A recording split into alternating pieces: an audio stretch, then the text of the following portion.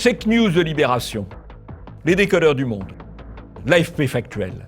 Ils sont des dizaines et des dizaines à défendre le politiquement correct au sein d'entités gavées d'argent public, de votre argent.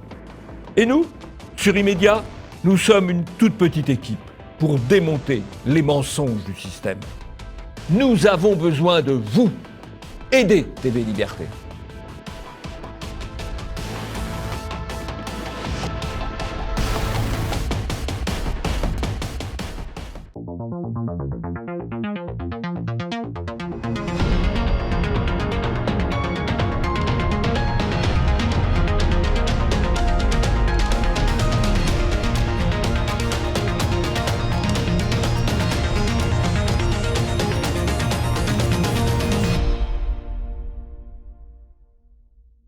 Bonjour à tous et bienvenue dans ce nouveau numéro d'Immédiat, l'émission de TV Liberté qui décrypte la propagande médiatique chaque semaine. Bonjour Jean-Yves. Bonjour Jules.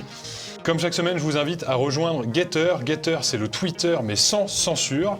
C'est un nouveau réseau social qui vous permettra de retrouver notre plus d'immédiat chaque semaine. C'est un contenu exclusif que nous vous invitons à regarder de ce pas après la vidéo. Le lien est dans la description. Au sommaire, aujourd'hui, nous reviendrons sur le fait que Jean Castex a été déclaré positif à la Covid et fait son cinéma de communicant. Yacine Bellatar a été accusé de séquestration par Jordan de Livre Noir et bénéficie d'une complaisance médiatique assez suspecte. Nous passerons l'actualité en revue dans notre revue de presse hebdomadaire avant de nous attarder sur le triomphe de la justice américaine dans l'affaire Rittenhouse. Clyde Rittenhouse était ce jeune homme de 17 ans accusé de meurtre qui a été très récemment acquitté. Immédiat numéro 372, c'est parti.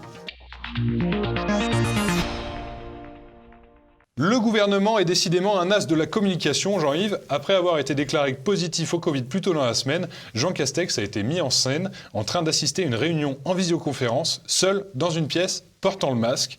C'est notre image de la semaine. Oui, alors on est évidemment dans le théâtre, parce que le virus, il se transmet peut-être par ordinateur, mais pas le virus du Covid, évidemment. Oui.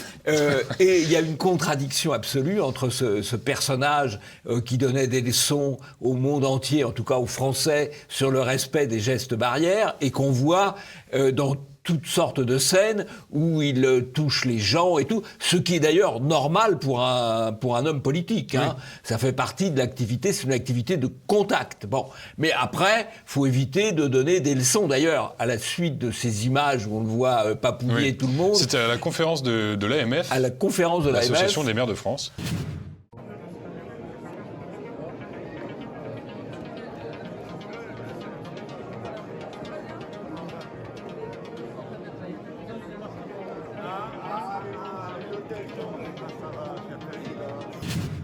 On l'a surnommé Jean Clustex. Donc le cluster... Clustex. Jean Clustex, donc. C'est pas mal. Alors, bon, évidemment, ça fait quand même du mal à la propagande gouvernementale, puisque on se souvient que l'argument pour le vaccin, c'était tous vaccinés, tous protégés. Or, on a... plus de 85% de la population éligible, c'est-à-dire de plus de 12 ans, qui est vaccinée, et manifestement, on n'est pas tous protégés, et en tout cas, ce brave Clustex n'est pas non plus protégé. Donc là, il y a une première faille dans la propagande gouvernementale. Alors malgré tout, la propagande gouvernementale n'arrête jamais, parce que Jean Clustex a expliqué qu'il avait été contaminé par sa fille.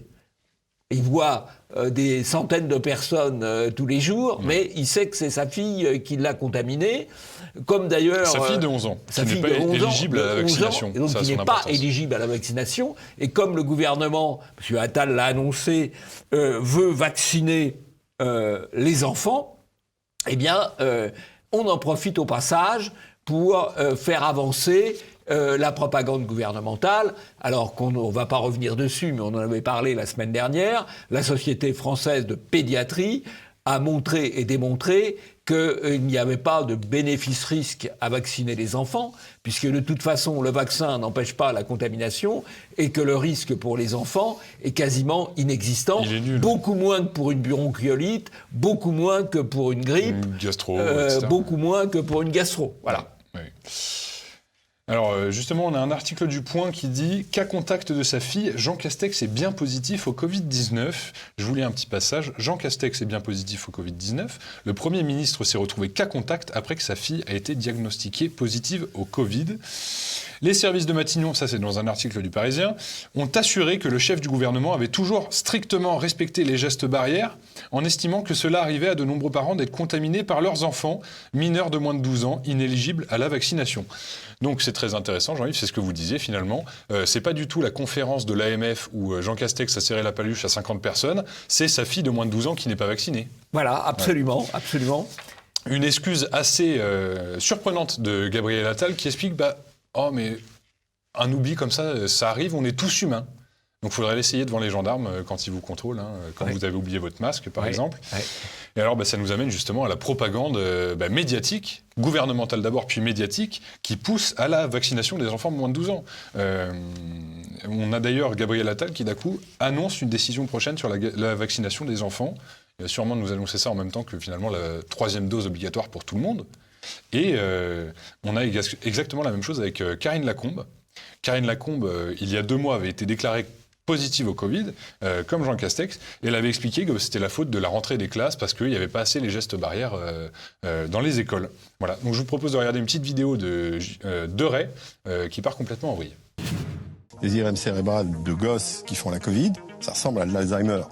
Moi, j'ai pas envie que des gosses de 5-11 ans aient des images qui ressemblent à l'Alzheimer, ça c'est très clair. Donc pour toutes ces raisons, plus les centaines d'hospitalisations, plus les centaines d'enfants qui vont en réa, je pense qu'il faut les vacciner. Et quand on reprend le rapport risque-bénéfice, il est favorable. Alors là, Deray, il joue sur la peur, il joue sur l'émotionnel, en citant le cas d'enfants dont l'IRM du cerveau montrerait les ravages qui les atteint à la suite du Covid. Alors ce qui est le plus étrange, ce qui a été immédiatement contesté sur les réseaux sociaux, parce qu'on ne sait pas du tout sur quoi ils se basent pour affirmer cela. Et ce qui est peut-être le plus grave dans l'affaire, c'est qu'il dit cela sur plusieurs émissions. Il a dit ça sur LCI, ça a été qui a supprimé par la chaîne, assez rapidement la chaîne, et il a dit ça sur C5, chaîne de service public, où très grosse audience. Très grosse audience, et il dit ça avec Madame Anne-Elisabeth Lemoine qui l'écoute béatement, avec Monsieur Cohen qui l'écoute non moins béatement, et pas un, devant cette affirmation quand même assez surprenante, ne lui demande quelles sont vos sources, quelles sont vos statistiques, parce que c'est cela quand même, ramener une affirmation à une source et à une statistique. Est-ce que c'est un cas? Lequel? Est-ce que c'est 10 cas? Est-ce que c'est 1000 cas? Est-ce que c'est une étude? Quand est-ce qu'elle est parue, voilà. etc. Mais ça fait rien, on fait peur, parce que c'est la peur qui permet de gouverner le peuple. En tout cas, c'est la politique du gouvernement. Et on rappelle que Deray n'est même pas infectiologue, et que c'est un médecin... Non, il est néphrologue, donc effectivement... mais alors, pourquoi? Qu'est-ce que c'est qu'un expert? On a dit souvent cela, très souvent sur les médias. Qu'est-ce qu'un expert? Ce n'est pas quelqu'un qui dit des choses exactes, c'est quelqu'un qui va dans le sens de l'idéologie ou de l'intérêt dominant du moment. Et je vous fiche mon billet que M. Deray continuera d'être invité, alors qu'après cette énormité, on devrait lui dire, écoutez, retrouvez votre service tranquillement et arrêtez de vous répandre sur les plateaux de télévision. Il a aussi beaucoup de déclarations d'intérêt, M. Deray. Donc il est... Et oui, second après Karine Lacombe, qui elle aussi écume tous les plateaux. Voilà. Merci Jean-Yves. On passe tout de suite à notre premier sujet de la semaine. Yacine Bellatar est accusé de séquestration par un journaliste de Livre Noir.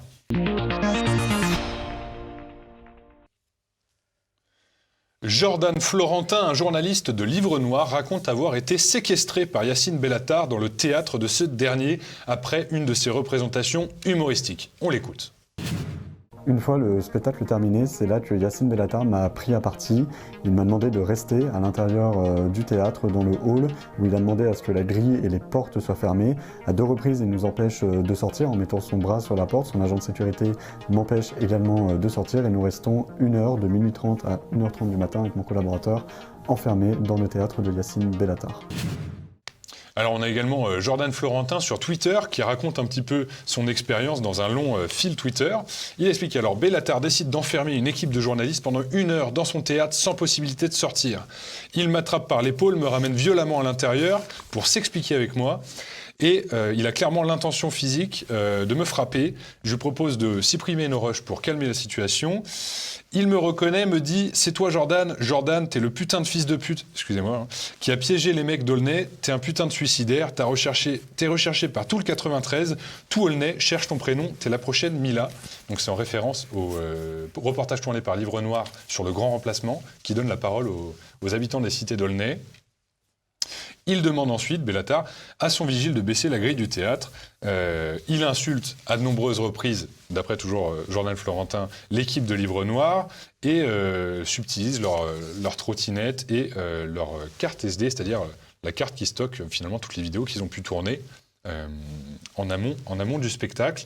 Alors on a le Parisien qui explique Yacine Bellatar accusé de séquestration, que s'est-il passé au théâtre?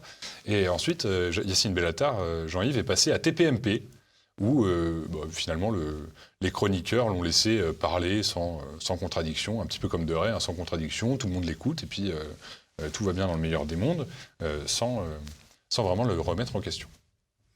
Alors, ce qui est intéressant dans cette affaire, c'est toujours pareil, c'est le 2 poids, 2 mesures.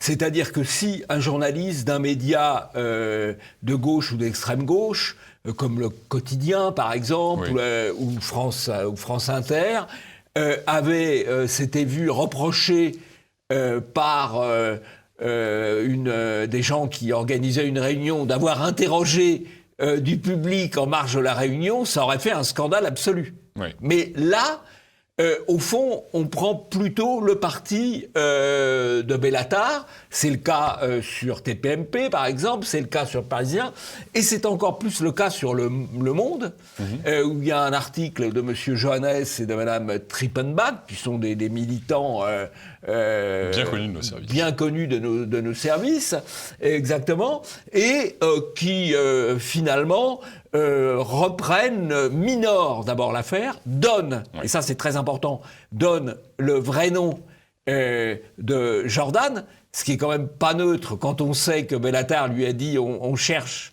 pour te faire la peau, donc on donne le vrai nom, donc ça c'est tout de même quelque chose d'assez significatif. Très douteuse. Et puis, on minore, on explique que finalement, c'est une plainte pour vol de trottinette, alors qu'il n'y a pas que le vol de trottinette.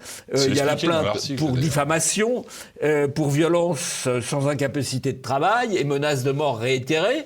Donc, c'est pas tout à fait négligeable. Eh bien, tout ça passe comme normal pour les journalistes. On explique que Jordan serait rentré avec un pass sanitaire au nom d'Adolf Hitler. Alors je ne savais pas qu'Adolf Hitler avait un compte à la Sécurité sociale et à Amélie.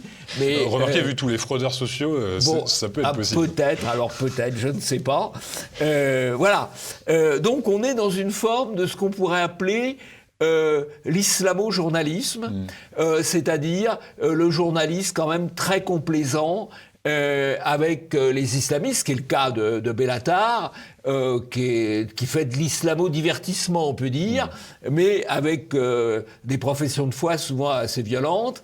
Et il avait participé à une manifestation du comité contre l'islamophobie, qui est un faux-né des frères musulmans, au cri de Allah Akbar. Il avait d'ailleurs commencé à se faire connaître il y a quelques années avec un mensonge absolu, l'invention d'un mort parmi l'extrême gauche à Tolbiac. À la fac de Tolbiac, lors des blocages, voilà. Exactement. Mais bon, malgré tout ça, il continue, là encore, c'est des choses qui devraient décrédibiliser, pas du tout. Il est tout à fait bien vu par le journalisme mainstream. Alors on a un portrait de l'ogive d'Ivan Trippenbach, c'est une des co-auteurs de l'article en question, qui nous explique finalement, elle avait un peu à un moment défendu, du moins relativisé la pédophilie commise par les gens d'extrême gauche en disant que celle qui était commise par l'extrême droite était plus grave puisqu'elle exaltait l'inégalité, la relation d'autorité et de domination sur fond de références culturelles grecques ou celtes. Et elle avait également dit, alors Sur Twitter, dire à l'antenne que les musulmans sont la source d'un énorme problème, contribuant à un grand remplacement et à l'invasion de l'Europe, relève de l'incitation à la haine ou à la violence, confirme le Conseil d'État. Elle a l'air de s'en réjouir. C'est ce qu'on peut appeler du coup la complaisance, l'islamo-journalisme. Oui. C'est que finalement cette femme est tout à fait brillante. C'est une femme très intelligente, assez bonne journaliste, bonne journaliste, par haine de l'extrême droite, mais très engagée, quoi, très engagée. Peut-être d'ailleurs a-t-elle choisi comme créneau pour faire carrière de se faire un nom contre, entre guillemets, l'extrême droite. Et c'est peut-être un bon choix professionnel, parce que vous avez dans la génération d'avant des gens comme Renaud Dely ou comme Geoffrin, par exemple, et beaucoup d'autres, qui ont fait carrière sur cette thématique. Donc c'est peut-être tout simplement un choix professionnel relativement avisé, j'oserais dire. Voilà. Mais évidemment, c'est pas de la neutralité, bien entendu. J'ai un autre exemple très récent d'islamo-journalisme, comme vous le dites. C'est également sur Le Monde, finalement, qui publie 2 articles le 12 novembre, il y a quelques semaines donc, à 7h du matin, tous les 2 écrits par Younes Boussena. Le premier, les soufis en quête d'un islam respectueux de l'environnement. Et le deuxième, du coup, les racines chrétiennes de la crise écologique, qui explique que finalement c'est le christianisme qui a donné finalement toutes les dérives qui amènent à la destruction de la planète aujourd'hui. C'est assez audacieux, mais... Alors rappelons que Le Monde, le propriétaire du Monde, est monsieur Niel, qui est par ailleurs, qui a commencé sa carrière en fait avec le Minitel Rose, qui a été poursuivi pour proxénétisme, et dont l'entreprise Free est le premier hébergeur au monde de vidéos pédopornographiques. Alors on espère que c'est de la pornographie de gauche, parce que c'est moins grave que si elle n'était pas de gauche. Que celle d'extrême droite. On espère. Merci Jean-Yves, on passe tout de suite à notre revue de presse hebdomadaire. Faut-il dissoudre la France, Jean-Yves ? La question se pose sérieusement chez France Culture et Arte, en collaboration avec Ouzbek Erika, une publication relativement inconnue qui se présente comme exploratrice du futur. Alors, le format s'intitule « Tribunal pour les générations futures » et présente sous la forme d'un procès fictif et mis en scène les arguments en faveur du démantèlement de la France. Pour France Culture et Arte, nous imaginons aisément que la réponse à la question est oui, Jean-Yves. Oui, en tout cas, déjà, le simple fait de poser la question... faut-il dissoudre la France ? Donc ça veut dire que la question se pose. Oui. Bon, et la réponse sera probablement plutôt positive sous une fausse apparence de procès. Ils avaient fait aussi « Faut-il une bonne dictature verte ?» Ça, c'est Ouzbek Erika, oui. Ouzbek Erika, toujours. Voilà. Alors, ce qui est tout de même étrange là-dedans, c'est l'importance qui est donnée à Ouzbek Erika, que vous ne connaissiez pas, j'imagine, ni moi non plus, ni nos... ceux qui nous suivent, par le service public, l'argent des contribuables, France Culture et Arte, parce que quand on regarde, qu'est-ce que c'est qu'Ouzbek Erika ? Ouzbek Erika, ils sont à 3000 abonnés. 3000 abonnés, c'est dérisoire. Ils ne sont pas en kiosque. 3000 abonnés sur le magazine, 3000 abonnés, dérisoire. Bon, ils ne sont pas en kiosque. Ils ont une chaîne YouTube. 4000 abonnés. Pas grand-chose. Pas grand-chose. Mais, évidemment, ils ont les moyens de vivre parce qu'il y a des grandes entreprises qui les soutiennent et il y a le service public pour faire la promotion, qui fait appel à eux, qui assure leur promotion et évidemment leur rémunération. Voilà, on voit à quel point, là, l'argent public ici, il n'est pas inutile, il est nuisible. Nuisible, oui. Nuisible. On retrouve du contenu un petit peu de meilleure qualité, on va dire, sur CNews. Jordan Bardella s'est rendu aux côtés de Morandini dans le quartier de la Guillotière, qui est le fief de l'immigration et de l'insécurité à Lyon. Ce déplacement s'effectue dans le cadre d'un nouveau format d'émission qui a déjà été, on va dire, inauguré par Zemmour à Drancy, qui s'appelle Face à la rue. Là aussi, c'est assez spectaculaire parce que c'est révélateur.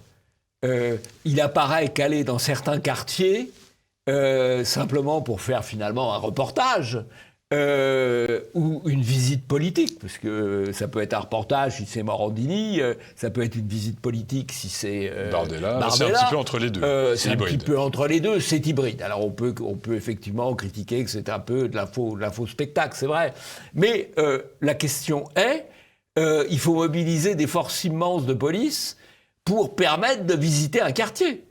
Or, on devrait pouvoir permettre de visiter tous les quartiers sans avoir besoin de forces de police assez importantes. Ça démontre un petit peu, finalement, le propos tenu dans l'émission, quoi. Ah oui, c'est une bonne démonstration. Les Antifa ont menacé d'empêcher justement Jordan Bardella et Jean-Marc Morandini de se rendre à la Guillotière. On se demande ce qu'ils voulaient cacher finalement à ce média. Ça s'est résulté finalement dans le jet d'insultes, de pétards, à l'intention de Jordan Bardella, bien sûr. Le groupe des Dalton, vous savez, le groupe de rap qui fait... parler de lui, parce qu'il est passé sur TPMP et fait des rodéos en pleine ville de Lyon, est venu tirer des feux d'artifice et du mortier sur Jordan Bardella. Et alors, là, on a un article de France Info qui se pose la question, finalement, Morandini qui invite Bardella à son émission à la Guillotière, est-ce un choix éditorial ou une provocation ? Il donne la parole à Daniel Navro, qui est un politologue bien engagé et qui explique, alors, Jean-Marc Morandini crée une situation assez complexe. Inviter Jordan Bardella, c'est un choix politique, et tous les grands médias font des choix politiques au sens noble, mais là, nous ne sommes pas dans la noblesse. Ah oui. Sous-entendu, le c'est-à-dire service vous public. invitez Mélenchon, c'est noble. Vous invitez Bardella ou Zemmour, c'est pas noble. Mélenchon, c'est le geste. C'est extraordinaire. C'est le panache. Alors que c'est absolument extraordinaire. Alors, Bardella a été assez tonique. Moi, je l'ai critiqué, Bardella, quand il avait signé... devant une assesseure voilée, la feuille d'émargement. Mais là, il a été assez péchu avec cette formule dans 5 mois, nous sifflons la fin de la récréation. Bon courage. Bon courage. Et puis alors, Daniel Navro qui continue. L'objectif est de capter de nouveaux téléspectateurs, faire le buzz. C'est une forme d'instrumentalisation d'un événement, voire une volonté de créer. Je pense que ce n'est pas forcément faux, Jean-Yves. Mais en tout cas, on ne peut pas dire que le service public lui-même soit exempt de ces manipulations et de ce petit tour de passe-passe, on va dire. Ouais, absolument. Ouais. 31 migrants ont trouvé la mort au large de Calais la nuit dernière alors qu'ils tentaient une traversée vers l'Angleterre à bord d'une embarcation plutôt précaire. La nouvelle provoque un émoi médiatique et politique d'envergure. Le ministre de l'Intérieur, justement, se rend sur place d'après un article de 20 minutes. Il est attendu à l'hôpital pour rendre visite aux rescapés. Et il a déclaré sur Twitter « On ne dira jamais assez le caractère criminel des passeurs qui organisent ces traversées ». Jean Castex parle également d'une tragédie en parlant justement du naufrage survenu dans la Manche. Certaines associations pro-migrantes expliquent que le drame devait arriver, qu'elles avaient prévenu et que les responsabilités, Jean-Yves, sont partagées, non pas parce que l'État n'aurait pas découragé la venue des migrants pour commencer, mais parce qu'il ne faciliterait pas le passage vers l'Angleterre et à travers l'Europe. Ça, c'est assez extraordinaire, parce qu'évidemment, l'État ne peut pas faciliter le passage vers l'Angleterre, puisque c'est contraire aux règles internationales. Là où l'État est peut-être coupable, c'est d'avoir permis à ces migrants d'entrer en France par la frontière des Alpes ou par la frontière des Pyrénées.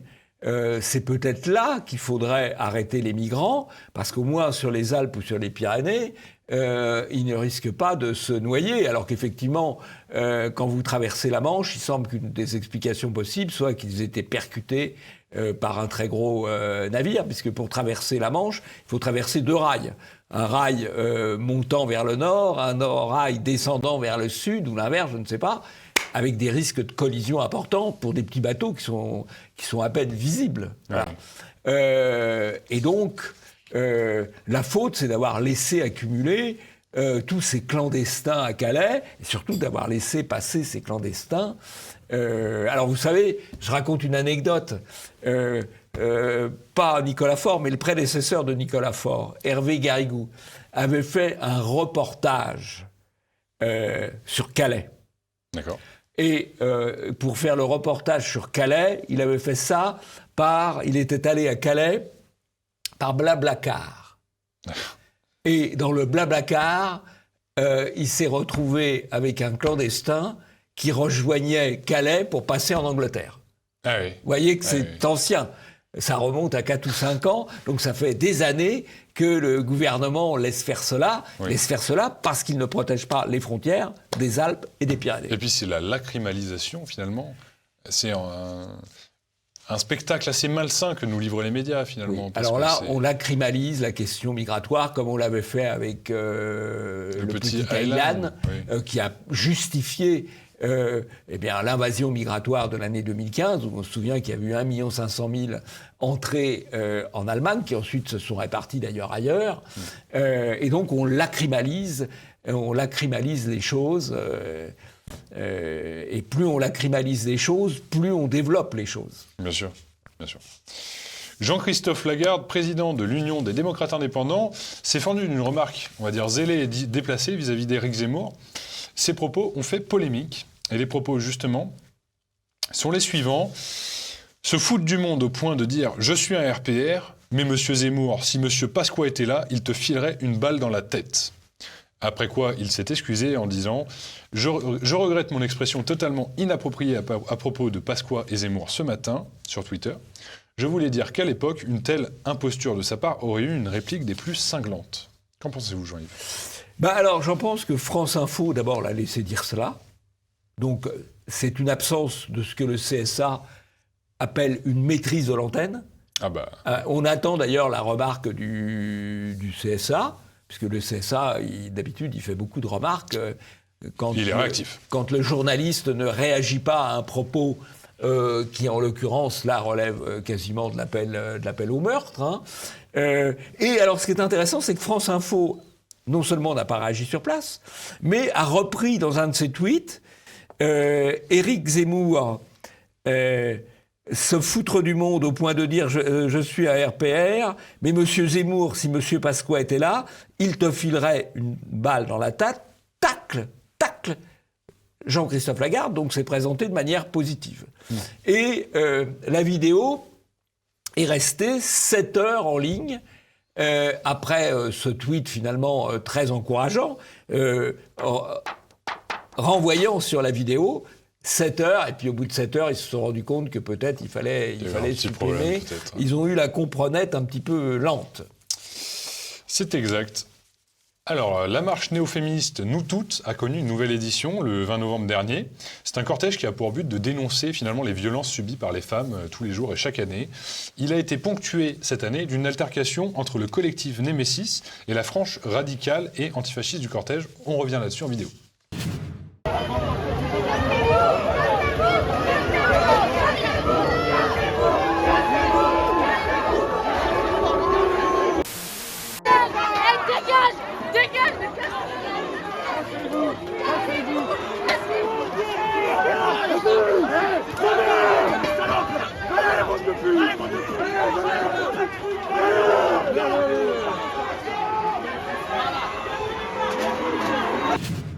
Alors, on a Pierre Tremblay qui nous explique sur Twitter comment en 2019, le collectif d'extrême droite Némésis s'est invité dans la manifestation Nous Toutes. Le cortège a aussitôt réagi, c'est-à-dire en les expulsant du cortège. Et le Midi Libre qui explique alors, qui se demande plutôt, quel est ce groupuscule qui a perturbé la manifestation en fin de cortège. Jean-Yves, apparemment, dans ces manifestations inclusives et féministes, tout le monde n'est pas accepté, tout le monde n'est pas invité. Non, alors, d'abord, les féministes identitaires de Némésis sont des jeunes femmes très, très courageuses, très, très pugnaces. Et donc, elles veulent simplement rappeler qu'aujourd'hui, le principal problème pour la liberté des femmes, c'est les agressions qu'elles subissent très souvent, le plus souvent, de la part de gens venus des quartiers d'immigration. Donc, elle rappelle un fait. Et donc, c'est un fait qu'on veut leur interdire. Et alors, ce qui est tout de même étrange, c'est que dans cette manifestation féministe, des féministes sont chassés par des hommes. Oui. Parce qu'effectivement, le service d'ordre, si je puis dire, de la manifestation féministes, ce sont des hommes. Oui. Donc c'est quand même très genré leur affaire. Mais là. ce sont des antifascistes. Des alors, antifas, oui, ils ont quand même une supériorité morale oui, incontestable. certainement, mais quand même, c'est genré un peu cette manif féministe finalement. Oui. Alors on présente cette altercation, puisqu'il y avait des hommes du coup aussi du côté de Nemesis cette fois-ci. Oui. Pour cause, elles étaient venues s'incruster au cortège en 2019 et elles avaient été expulsées manu militari par des antifas avec une certaine violence. Cette année, elles se sont dit bah tiens, on va venir accompagner au cas où il y a des troubles et ça leur retombe dessus finalement quand les deux côtés, c'est-à-dire antifa et accompagnateurs de Nemesis, se tapent dessus. Ce qui est très nouveau quand même, c'est que, en gros, pendant 30 ans ou 40 ans, les antifas ont fait la loi. Ils n'ont jamais trouvé personne en face, d'où l'espèce de puissance qu'ils ont actuellement, d'autant plus qu'ils sont protégés quand même par l'appareil d'État. À la fois politique et médiatique. L'appareil médiatique et l'appareil de la police politique, donc ils sont protégés par cela. Mais maintenant, il commence à y avoir quand même des jeunes qui réagissent, qui reprennent le terrain. Je pense notamment aux jeunes de la cocarde qui reprennent le terrain dans les universités où il n'y a absolument aucune raison qu'il y ait un monopole de gauche ou d'extrême gauche. Merci beaucoup Jean-Yves. On passe tout de suite à notre deuxième sujet de la semaine, le véritable triomphe de la justice américaine puisqu'elle a finalement acquitté Kyle Rittenhouse, le jeune homme qui avait été injustement accusé.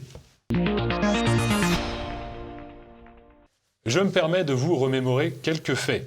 Kyle Rittenhouse était un jeune adulte de 17 ans à l'époque, en 2020, 18 ans aujourd'hui, qui avait tué 2 manifestants de Black Lives Matter en légitime défense, et il vient d'être acquitté par le système judiciaire américain.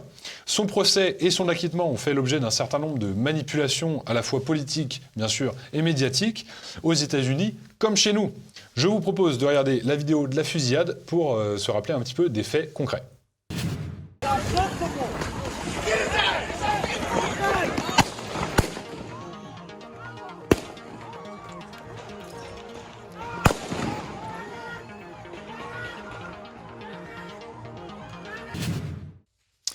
Cette affaire avait été brièvement évoquée dans l'immédiat numéro 312. Et nous expliquions, Nicolas Faure, mon prédécesseur, et Jean-Yves Le Gallou, expliquaient déjà à l'époque que finalement ce jeune homme était en situation de légitime défense, contrairement à ce qu'expliquaient les médias mainstream français et américains à la fois, hein, Jean-Yves, qui nous expliquait que finalement c'était un tueur de sang-froid, qu'il avait tué 2 personnes afro-américaines alors qu'ils étaient blancs d'ailleurs, en tout cas supporters de Black Lives Matter.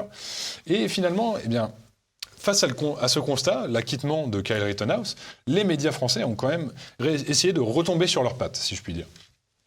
France Info qui explique qu'il avait abattu 2 hommes lors d'une manifestation antiraciste, manifestation qualifiée de protestataire.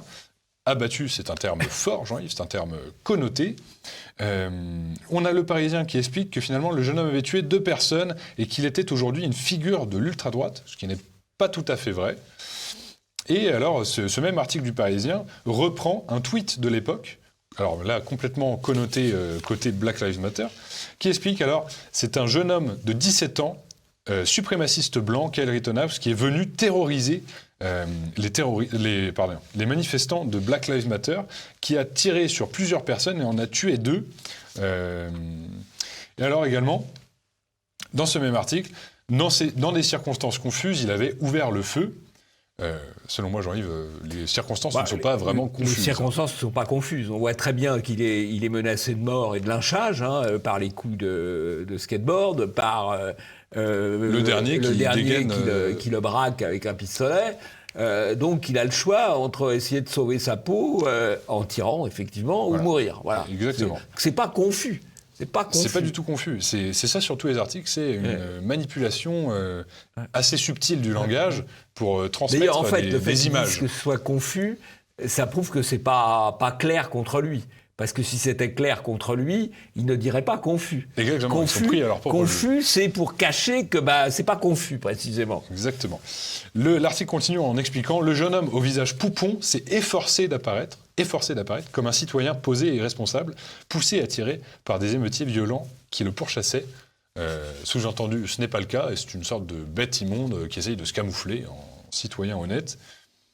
On finit avec simplement un article du Monde qui reprend les réactions de toute une partie de la gauche américaine, Joe Biden en tête, avec également le groupe du Black Caucus, c'est-à-dire les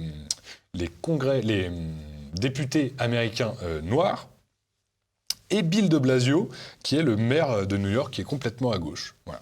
Donc ce traitement médiatique, Jean-Yves, était partial à l'époque et il l'est toujours aujourd'hui. Toujours aujourd'hui. Et il y a aussi l'occultation de la personnalité des victimes.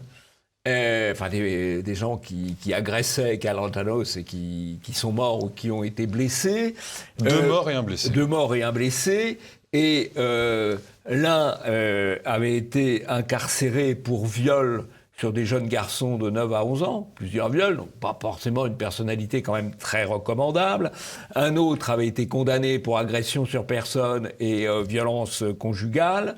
Et le troisième avait dit, celui qui n'a été que blessé, avait dit sur son lit d'hôpital qu'il regrettait de ne pas avoir eu le temps de tirer le premier pour le tuer. De décharger tout voilà, de décharger. Donc voilà, il y a quand même...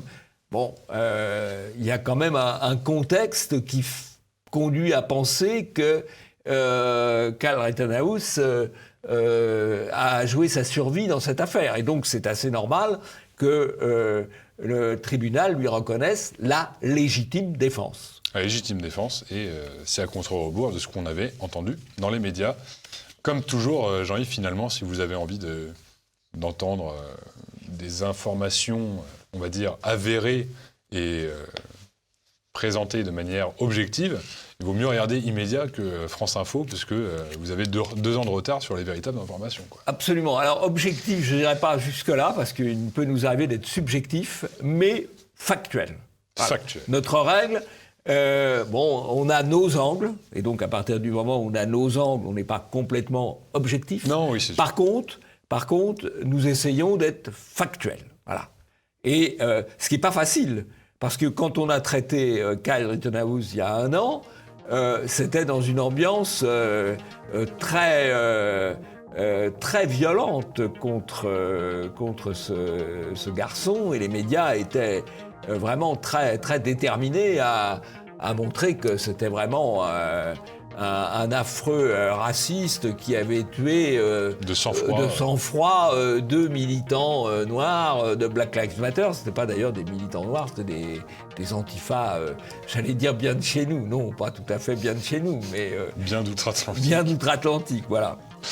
Merci Jean-Yves, merci pour tout. Est-ce que vous avez un coup de chapeau cette semaine ? Alors, j'ai un coup de chapeau pour la Furia, comme la Furia française, qui est un nouveau magazine qui va, à mon avis, pas mal détonner, puisqu'il y a dans l'équipe de fondation, il y a Oberton, il y a Papacito, il y a Marceau, donc quand même quelques gloires de YouTube et de l'édition. Je crois qu'il y aura aussi Rushdie, voilà, donc ça va être tonique, je pense, voilà.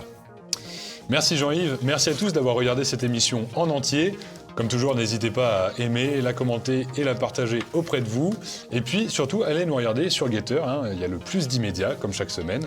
Le lien est dans la description. À tout de suite, j'espère. Et sinon, à la semaine prochaine.